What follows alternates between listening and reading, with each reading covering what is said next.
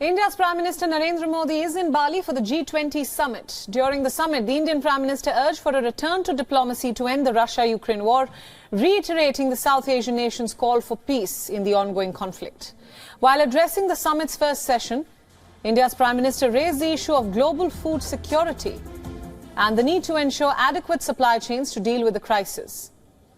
He also highlighted India's efforts to further enhance food security for its citizens. Prime Minister Modi also called out global institutions for failing to deal with the crisis. He said that the world should not hesitate to acknowledge that multilateral institutions like the UN have been unsuccessful in addressing global challenges. According to India's Foreign Ministry, Prime Minister Modi underlined the need for affordable finance for a smooth energy transition for the global south. He said, and I quote, "Time-bound and affordable finance and a sustainable supply of technology to developing countries is essential for inclusive energy transition." Before attending the summit, the Indian Prime Minister met his UK counterpart, Rishi Sunak. The duo had an informal discussion. The Indian Prime Minister also met with US President Joe Biden. The two discussed global and regional developments. India's Foreign Ministry said that Prime Minister Modi and President Biden reviewed the continuing deepening of India-US strategic partnership. After the summit, Prime Minister Modi addressed an Indian community event. He greeted the gathering as people chanted, "Modi, Modi."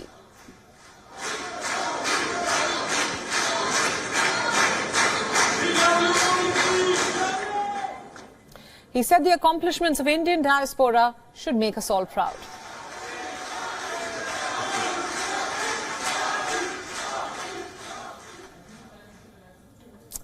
Now, joining us on this broadcast live from all the action is our principal diplomatic correspondent, Siddhant Sibal. He's in Bali as of now.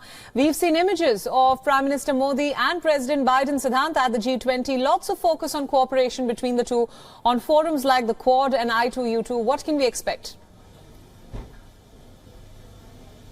Well, this was an occasion for both the leaders to reaffirm the partnership both sides have been talking about. And of course, we saw those pictures. In fact, pictures speak more than the readouts. And readout has been, of course, issued by the Ministry of External Affairs, pointing out the engagement on I2U2, Quad and other areas. But largely, we know that there have been regular exchanges, high-level exchanges between the two leaders. And this is something we can expect next year as well, when, of course, the leaders meet in Canberra for the Quad meeting.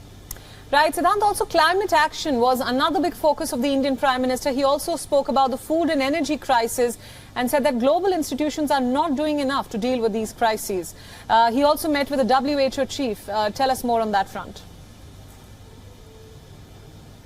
Well, it was an occasion for engagement with world leaders. All the world leaders in one room will, of course, informally touch over other issues and challenges, concerns that have been dominating the world. The Prime Minister, of course, laid out his plan during his intervention in the session on food and energy security, talking about criticality of the supply chains, talking about when it comes to the Ukraine conflict, that it needs to be resolved diplomatically, and also saying that the fertilizer crisis can lead to the food crisis. A lot of issues, but tomorrow will be the day, essentially, when India will be handed over the presidency of the grouping, an occasion that is much celebrated in India with the launch of logo, theme, and we will see almost 200 events next year. Right, of course, Siddhant, we'll be coming back to you for more updates from the summit. Thanks for joining us. WION World is now available in your country. Download the app now and get all the news updates on the move.